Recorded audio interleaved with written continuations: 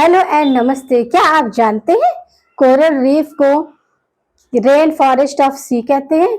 मुझे ऐसा लगता है कि इसे समझने के लिए हमें एक्वेटिक इकोसिस्टम यानी कि ओशियन इकोसिस्टम को समझना बहुत जरूरी होगा।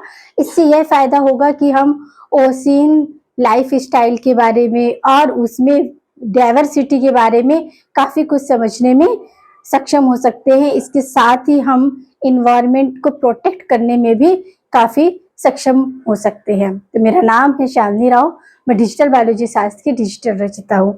आपको हमारा वीडियो पसंद आए तो लाइक करें, शेयर करें, साथ ही सब्सक्राइब करें। साथ ही बेल आइकन के बटन को प्रेस करना ना भूलें, जिससे कि आपको न्यू वीडियो की नोटिफिकेशन मिलती रहे। तो गाइस, आज हम बात करने वाले हैं कोरल रीफ पर। कोरल रीफ क्या है कि मतलब ये ओशियंस में मिलने वाला एक तरह से इकोसिस्टम हम कहेंगे, क्योंकि इकोसिस्टम क्या है, हमारे इन्वायरमेंट में जितने भी डिफरेंट डिफरेंट डाइवर्सिटी है उन सबको, क्योंकि हमारा इकोसिस्टम जो है डिफरेंट, आपका जैसे ग्रास इकोसिस्टम है, आपका लैंड इकोसिस्टम, और आपका पॉन्ड्स इकोसिस्टम, और आपका फॉरेस्ट इकोसिस्टम, ऐसे ही हम ओशियन इकोसिस्टम पर भी बात करते हैं। ओशियन इकोसिस्टम में देखिए कुछ बातें जो होती है वो जस्ट अपोजिट होती है आपके ग्रासलैंड इकोसिस्टम। जिस तरह ग्रासलैंड इकोसिस्टम में क्या होता है कि आपका प्राइमरी या फिर हम ये कह सकते हैं कि फर्स्ट सोर्स ऑफ क्या होता है, सोलर एनर्जी होती है, यानी कि सनलाइट होती है। वहीं आपका ओशियन वाले में क्या होता है कि जियोमेट्रिक एनर्जी होती है पहला, क्योंकि वहां प्रोड्यूसर्स तो होते नहीं है, क्योंकि सनलाइट इतनी डीपली तो जा नहीं पाती है। तो वहां का इकोसिस्टम जो होता है काफी कुछ डिफर होता है। तो कोरल रीफ जो क्या है, अपने आप में क्या होती है, एक तरह से बहुत ही ज्यादा न्यूट्रिटिव लेयर होता है, जिसे अभी हम देखेंगे कि किस तरह कोरल रीफ फॉर्म होती है, और इंडिया में कौन कौन से फेमस आइसलैंड है जहां पर कोरल रीफ देखने को मिलती है। तो सिर्फ हम ये कह सकते हैं कि ओशियन इकोसिस्टम है वो अदर सिस्टम से थोड़ा डिफर होता है। क्यों? क्योंकि वहां पर जो आपके एक्वेटिक एनिमल्स मिलते हैं वो उनकी डाइवर्सिटी भी डिफरेंट होती है। जिस तरह हमारे डिफरेंट टाइप्स ऑफ प्लांट हैं, आपके सर्व है, हर्ब ट्री है, उसी तरह आपके ओशियन इकोसिस्टम में भी बहुत डिफरेंट डिफरेंट तरीके के हमें एनिमल्स देखने मिलते हैं। तो हमें इसकी स्टडी करने के लिए तो बहुत जरूरी है कि हम किस तरह आपके जो कोरल रीफ है उन्हें हम रेन फॉरेस्ट ऑफ सी बोलते हैं। ऐसा क्या रीजन होता है कि हम कोरल रीफ को रेन फॉरेस्ट ऑफ सी बोलते हैं? तो हम देखते हैं। कोरल रीफ इकोसिस्टम जो है आपका फाउंड इन मैरीन इकोसिस्टम। क्या होता है? मैरीन इकोसिस्टम में इस तरह का हमें कोरल रीफ जैसे स्ट्रक्चर देखने को मिलते हैं। इसमें क्या है कि एक तरह से सिम्बायोसिस प्रोसेस होता है या सिम्बायोसिस कनेक्शन होता है। किसके बीच? एक एल्गी रहती है और आपका क्या होता है कि सिलेंट्रेटा, जो कि आपके स्पंज वगैरह होते हैं। सिलेंट्रेटा क्या है? सिलेंट्रेटा फाइलम में आपने एक क्लास पढ़ा था, जो क्या पढ़ा था आपका, एंथ्रोजोआ, एंडोजोआ। ये यहाँ पर वो आपके पैरासाइट की फॉर्म में। तो एक तरह से सिम्बायोसिस प्रोसेस होती है क्या, कोरल रीफ किसके, आपके एल्गी और आपके सिलेंट्रेटा का जो क्लास है, सिलेंट्रेटा फाइलम में क्लास आता है एंडोजोआ, उसके ही जो आपके एनिमल होते हैं जो इसमें आते हैं वो उसके साथ क्या करते हैं, सिम्बायोसिस शो करते हैं।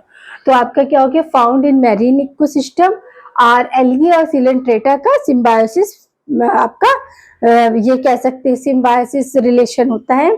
Found in ocean floor near शोर। कहाँ पर मिलता है? ओशियन फ्लोर पर देखने को हमें ये मिलता है। अब कोरल रीफ में सिम्बायोटिक एसोसिएशन देखो किसके बीच होता है। ये सिम्बायोसिस एसोसिएशन जो होता है मोस्टली कोरल्स और आपके क्या, जंथो, जू जंथो, ये क्या है, एल्गा है। ये क्या है? एल्गा है। जू जंथोई, जू जंथोई जो है आपका डाइफ्लेजिलेटेड होता है। क्या होता है? डाइनोफ्लेजिलेटेड होता है, क्योंकि फ्लैजेला होते हैं तभी तो वो एक जगह स्टेबल नहीं होते हैं। पता है आपको कि फ्लैजेला और पिली और फिमरी, इन तीनों के डिफरेंट डिफरेंट, फ्लैजेला मूवमेंट के लिए आपका क्या होता है, हेल्प करता है, जबकि पिली जो होती है वो कॉन्जुगेशन ट्यूब के लिए हेल्प करती है, और फिमरी जो होती है वो सब्सटेंस से सबस्ट्रेशन से अटैच होने के लिए करती है। तो ये कैसे होते हैं, डाइनोफ्लैजिलेटेड होते हैं। कौन, एल्गी।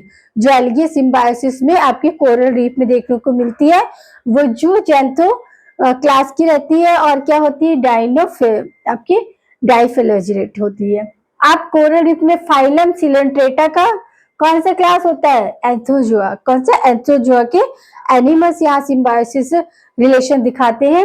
इनवर्टिब्रेट होते हैं किसके, मेरीन सिस्टम के इनवर्टिब्रेट एनिमल्स होते हैं और इनमें क्या होता है, कैल्शियम कार्बोनेट का एक्सोस्केलेटन देखने को मिलता है। सिलेंट्रेटा में वैसे भी हमें क्या स्केलेटन देखने को मिलता है, कैसा एक्सोस्केलेटन, किसका, कैल्शियम कार्बोनेट का देखने को मिलता है। तो इतनी चीज क्लियर हो गई आपकी कि कोरल रीफ इकोसिस्टम क्या है, आपका ये मेरीन इकोसिस्टम में देखने को मिलता है और ये किसके सिम्बायोसिस रिलेशन है, एल्गी और आपका सिलेंट्रेटा फाइलम के क्लास एंथ्रोजोआ के। फिर इसके बाद ये क्या है कि आपके ओशियन फ्लोर पर या फिर हम ये कह सकते हैं ओशियन शोर पे देखने को मिलता है। फिर अब देखो ये मोस्ट प्रोटेक्टिव इकोसिस्टम होता है। क्यों मोस्ट प्रोटेक्टिव, इसलिए तो इसे क्या बोलते हैं, रेन फॉरेस्ट ऑफ सी बोलते हैं, क्योंकि यहाँ प्रोडक्टिविटी ज्यादा होती है। क्यों होती है, क्योंकि यहाँ पर जो आपका सिम्बायोसिस है वही आपका एक एनिमल है और एक आपका एल्गी है। तो एल्गी क्या होता है, अपना प्रोडक्टिविटी करता है और ये एनिमल्स उसको सपोर्ट करता है। तो ये तरह से क्या हो जाता है, मोस्ट प्रोडक्टिव इकोसिस्टम। अब इसी वजह से इसे रेन फॉरेस्ट ऑफ सी बोलते हैं। अब हमें देखने को, देखो हमारे कोरल रीफ्स कभी कभी पूछे जाते हैं कि हमारे कोरल रीफ्स कितने तरीके के होते हैं, तो मोस्टली 3 तरीके के हमें देखने को मिलते हैं। कौन कौन से, अभी हम बता रहे हैं। पहला होता है आपका फ्रिंजिंग रीफ। क्या होता है, फ्रिंजिंग रीफ, फ्रिंजिंग रीफ या सोरे रीफ। तो ये फ्रिंजिंग और सोरे रीफ क्या होती है, ये आपके present near the coast, coast के जो सीन का कोस्ट होता है उसके नियर आपको देखने को मिलती है और ये पूरा अराउंड आइसलैंड को पूरा घेरे हुए होती है। अब इसका बेस्ट एग्जांपल क्या है, अंडमान निकोबार, जो कि इंडिया का आइसलैंड है। क्या है, तो हम इसे बोलते हैं कि आपका कोरल रीफ या रीफ ऑफ इंडिया बोलते हैं। समझ आया, फ्रिंजिंग रीफ, फ्रिंजिंग रीफ आपका अंडमान निकोबार एग्जांपल। फिर आता है बैरियर कोरल रीफ। अब बैरियर कोरल रीफ जो होते हैं ये थोड़े सोरे से अवे होते हैं। ये तो अराउंड आपका क्या है, आइसलैंड है, बट ये क्या है, फॉर्म्ड अवे फ्रॉम द सोरे, ये थोड़े दूर होते हैं। अब इनका एग्जांपल है great barrier reef of Australia. Australia का जो ग्रेट आपका रीफ ऑफ बैरियर है वो सबसे क्या है, largest coral reef of world, वो वर्ल्ड का सबसे बड़ा कोरल रीफ प्लेस है। समझ लगा कि वर्ल्ड का सबसे बड़ा क्या है, ऑस्ट्रेलिया में मिलने वाला बैरियर कोरल रीफ। अब आता है थर्ड है अटॉल कोरल रीफ। अटॉल या हॉर्स शो शेप बोलते हैं, हॉर्स शो शेप और कोरल रीफ भी बोलते हैं। ये देखो क्या है, ये परमानेंट नहीं देखने को मिलती है। जो आपके अटॉल कोरल रीफ होती है ना वो आपको परमानेंट देखने को नहीं मिलती। क्यों, क्योंकि ये आपके फ्रिंजिंग या बैरियर कोरल रीफ की तरह परमानेंट बने नहीं होते हैं। इनका बनने का रीजन कुछ और होता है। इनके बनने का रीजन क्या होता है कि कभी कभी जो फ्रिंजिंग कोरल रीफ होती है ना वो श्रिंक कर जाए, किसमें, ओशियन में।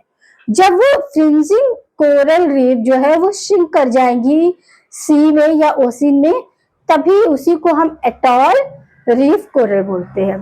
तो ये क्या हो गया आपका, ये परमानेंट नहीं होती है और टाइम टाइम पर बनती बिगड़ती रहती है। तो हम इसे देखो अदर लैंग्वेज में क्या बोल सकते हैं, atoll coral reef horse show shape. अब as usually formed due to shrinking of Iceland आपका surrounding by fringing reef. Fringing reef जो होता है वो श्रिंक कर जाता है इसके आइसलैंड के राउंड में और उसी को हम क्या बोलते हैं, आपका अटॉल कोरल रीफ बोलते हैं। इसका बेस्ट एग्जांपल है लक्षद्वीप आइसलैंड ऑफ इंडिया। तो समझ लगा आपको कि कोरल रीफ जो होते हैं वो क्या होते हैं, आपके मेरीन इकोसिस्टम में मिलने वाला आपका ऑर्गेनिज्म है या सिस्टम है। अब ये क्या है, आपके एक तरह से एल्गी और आपका सिलेंट्रेटा, इन दोनों के बीच सिम्बायोसिस कनेक्शन होता है। तो आपके जो एल्गी होती है वो कौन होती है, जूजेंथोस। कैसी होती है, डाइनोफ्लैजिलेटेड होती है, डिनोफ्लैजिलेटेड होती है। और आपका जो एनिमल्स होते हैं वो फाइलम सिलेंट्रेटा और क्लास फाइलम का क्या है, एंथ्रोजोआ। अब ये क्या रहते हैं आपके वर्टिवेट मैरीन होते हैं, जो भी एनिमल आपके सिलेंट्रेटा में सिम्बायोसिस शो करते हैं कोरल रीफ के साथ, और साथ ही साथ कैल्शियम कार्बोनेट का क्या एक्सोस्केलेटन देखने को मिलता है। ये सबसे ज्यादा प्रोडक्टिव इकोसिस्टम है। जितने भी इकोसिस्टम हम स्टडी करेंगे, ग्रासलैंड इकोसिस्टम, फॉरेस्ट इकोसिस्टम, और आपका ओशियन इकोसिस्टम, और आपका रिवर इकोसिस्टम, सबसे ज्यादा प्रोडक्टिव कौन है? आपका ओशियन इकोसिस्टम या मैरीन इकोसिस्टम। ये 3 तरीके की मोस्टली हमें देखने को मिलती है कोरल रीफ्स। पहला होता है फ्रिंगिंग कोरल रीफ, जो क्या है आपका कि नियर बाई ओशियन शोरे होती है, अराउंड आइसलैंड। इसका बेस्ट एग्जाम्पल है अंडमान निकोबार, आपका रीफ ऑफ इंडिया। फिर बैरियर कोरल रीफ होती है। बैरियर कोरल रीफ जो है वो क्या है आपके कि ये जो है तो ये क्या होती है, थोड़ा अवे ओशियन शोरे, थोड़ा सा दूर होती है।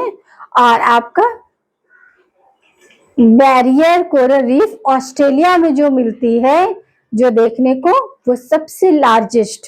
तो ये क्वेश्चन ही बन सकता है आपसे कि लार्जेस्ट कोरल रीफ, तो आपको बताना है कि barrier coral reef in Australia. Largest coral reef world की सबसे बड़ा कोरल रीफ आपके ऑस्ट्रेलिया में देखने को मिलता है। फिर आता है आपका atoll coral reef. Atoll coral reef क्या है? उसे हॉर्स शोरे कोरल रीफ भी बोलते हैं। क्यों? अब इसका ये परमानेंट नहीं बनते हैं, ये टेम्परेरी होते हैं। क्या होता है, जो हमारा फ्रिंकिंग जो रीफ कोरल रीफ होते हैं, वो क्या होता है, कभी कभी शिंक कर जाते हैं ओशियन में, तो आपका वही क्या कहलाते हैं, एटॉल रीफ, आपका एटॉल कोरल रीफ कहलाते हैं। इसका बेस्ट एग्जांपल है आपका लक्षद्वीप रीफ ऑफ इंडिया।